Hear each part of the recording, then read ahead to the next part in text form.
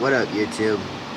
For y'all that don't know, customizing Honda Civics and understanding the parts and the knowledge that comes with it is something that I feel I need to share and document along my life. The journey through projects and life's cars and everything that is fine and dandy. But this is something truly built, comes from your heart. So I'm going to explain a little bit to you about what you can do steering and suspension wise for your Honda Civic, preferably 92 to 2000.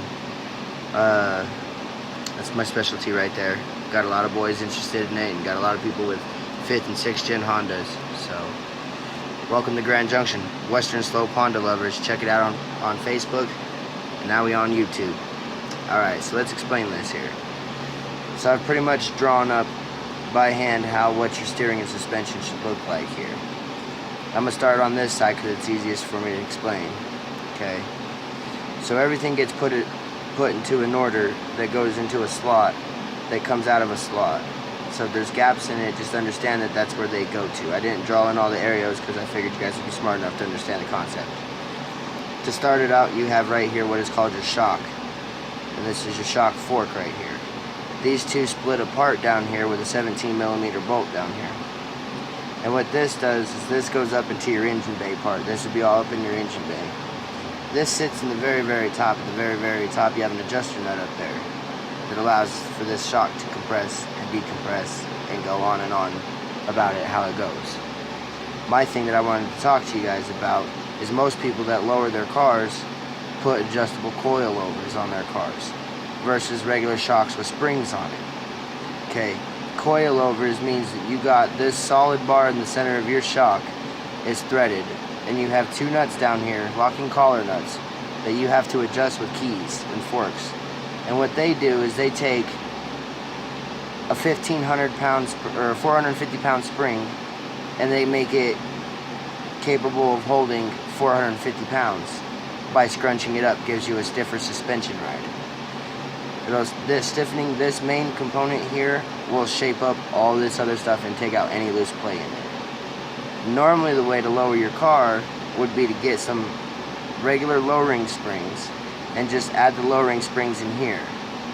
Then what you'd do is you'd take a titanium block and you'd have those inserted in here, so that any point in time that spring became too much and it compressed fully, it would allow for that titanium block to recompress this way to keep your wheels on the ground and keep you always lifted up instead of scraping and rubbing and all that. So that's one definite mod that you could definitely do. They're fairly cheap. Lowering springs are about $400 or $500 depending on what you buy and who you buy them from. Let's see here. We have upper control arms is next because that goes around it. This whole beam right here gets attached on two bushings that has a back brace against your firewall and your fender wall. The two bolts will go up in here to your engine bay, and that's where you bolt them down to, and they get bolted to your engine bay up here. This right here is your upper ball joint. This right here comes pre-installed into your upper control arms. So pretty much it's a really plug and play design. You take them out, you reinstall the new ones, you pop it back in, you replace your cotter pin and all that, and you're pretty much straightforward, good to go. That's upper control arm. Now your lower control arm here is a little bit different.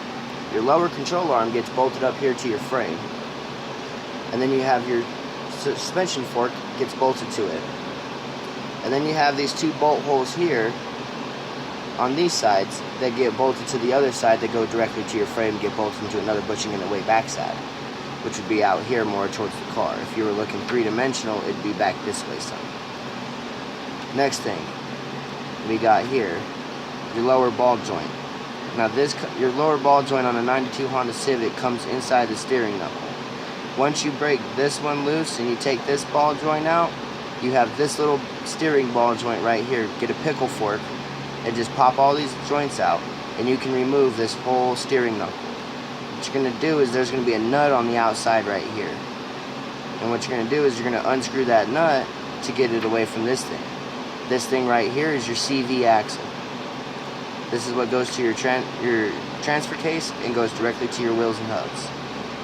On particular 92 Civics, if one of these goes out in your car, you'll have no power and you'll have to replace both of them. Next thing that we're going to talk about is hubs and bearings. Your hubs and bearings get pressed inside your steering knuckle, so this all becomes into one unit when you have it off the car. Next thing, your rotors here. Your rotors you can buy a dime a dozen anywhere you want these days. Not too bad a price, not too bad of quality and stuff. But you make sure when you buy rotors you get good brake pads with them and the whole 9 yards. Bleed your brakes, do all that. But this gets bolted onto your hub, and then that's what completes that steering knuckle. This axle gets pushed through all this and gets bolted on with your locking nut out here. Let's see, I want to talk to you about aluminum lower control front suspension arms. They allow for a little bit steeper camber pitch, but will also give you better traction in the corners on, say, a track or so. They do make, Skunk 2 makes a brand of these that have fully adjustable camber at the top up here, where you pretty much adjust your ball joint. Most of the time it's all this. All of this steering knuckle that houses your brake caliper and all that gets bolted straight to your steering knuckle here. I left that out because that's a whole nother video. We'll talk about that next time when we have more chance. Right now I just wanted to explain the general layout and the concept of what you can do with them. The differences between changing your ride height, between changing your suspension quality. All these bushings that get bolted in, most of them nowadays come with polyurethane bushings.